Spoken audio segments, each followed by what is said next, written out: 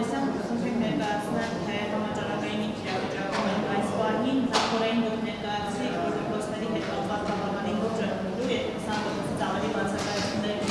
դասարաններում, ապա նաև հեռավար ուսուցման կանցնել աշակերտները։ Ուզում եմ հասկանալ, թե այս պահին ինչ իրավիճակի ու կան արդյոք դպրոցներ, որոնք այս վիճակով պայմանավորված անցել են հեռավար ուսուցման։ Տեսեք, ունենք ակտիվացում սուրշնչական վարակների մասով, թե ամբուլատոր օղակում դիմելիության եւ թե հիվանդանոցային, իհարկե մեր հսկողության տակ է եւ ամենօրյա մոնիտորինգ ենք իրականացնում, թե դուրս գրված, թե նոր դեպքերի մասով։ Իհարկե մենք աշխատում ենք մեր կրթության գործընկերների հետ գործարկելու այս մեխանիզմը, որ այն դասարանները, որտեղ բացակայությունների թիվը 20%-ից ավել է, ապա նրանք հնարավորություն ունեն անցնելու հեռավար դասապատրաստման։ Պետք է նշեմ, որ ամենօրյա բացակայությունների թիվը եւս մենք իրար փոխանցում ենք եւ աշխատում ենք դպրոցների հետ։ Այս պահի իրավիճակով չեմ կարող ասել, քանի դասարան է անցել հեռավար կրթական պրոցեսի, բայց նորից եմ կրկնում, դասապրոցեսների հետ կապված որոշումները կայացվում են հիմնվելով իրավիճակի վրա եւ մենք այս պահին չունենք այն համաճարակային իրավիճակը, որ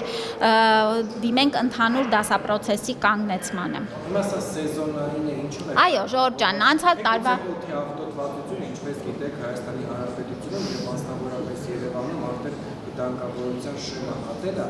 սա եւս է որոշ բժիշկների կարծիքով պայմանավորված կարող է։ Դե, տեսեք Ժորժան, սրանք տարբեր բաներ են։ Վիրուսային հիվանդությունները կապ չունեն օդի աղտոտվածության հետ։ Վիրուսային հիվանդությունները, ուրեմն սեզոնային տրամաբանությամբ սկսում են ակտիվանալ նոյեմբերից մինչև հունվարի վերջ ակտիվ շրջանն է եւ մենք համեմատական ենք տանում նաեւ նախորդ տարվա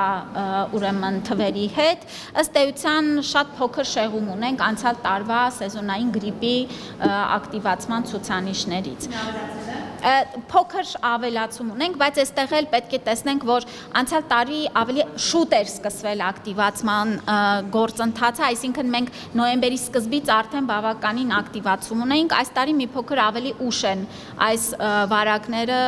շրջանառվել։ Նշեմ, որ այո, շրջանառվող շտամը H3N2-ը ունի սպეციფიկ ատիպիկ է եւ ջերմության բարձրացում, կայուն ջերմություն է առաջացնում մանավանդ մինչև 18 տարեկանների մոտ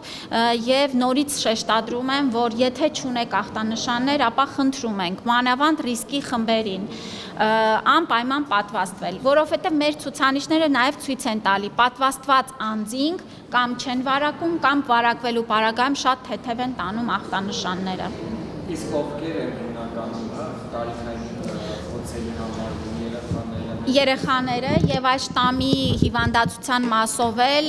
երեխաները մինչեւ 18 տարեկան ավելի ըստ էության ծանր են տանում հիվանդությունը, բայց պետք է նշեմ, որ քրոնիկ հիվանդություններ ունեցողները, շաքարային դիաբետ, սրտանոթային հիվանդություններ ունեցող եւ 65-ից բարձր քաղաքացիները եւս շատ խորհուրդ է տալիս, որ պատվաստվեն։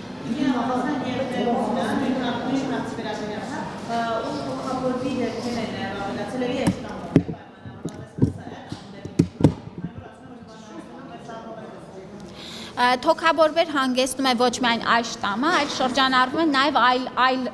վարակներ եւ այո, մենք դիտարկում ենք նաև հիվանդանոցային օղակում թոքաբորբերի ցուցանիշները, բայց որևէ այսպես ահագնացող կամ մտահոգություն առաջացնող պատկեր այս պահին չունենք։ Չընկնի ջարդվի։ Տիկին նախարար, իսկ տեղեկությունները, որ ինչ-որ Սինգապուրյան, եթե չեմ սխալվում, վիրուսը տարածված, դա ինչ կանոն է։ Դե ես շտամի անունն եմ հնչեցնում, չգիտեմ ինչ անուններ դրան հավելյալ տալիս են, շրջանառվում է H3N2 ատիպիկ գրիպը։ Չեմ լսել, որ դրա անունը Սինգապուրյան են ասում, մեկ Հոնկոնգ էին ասում, Հոնկոնգյան գրիպ։ Հա, դե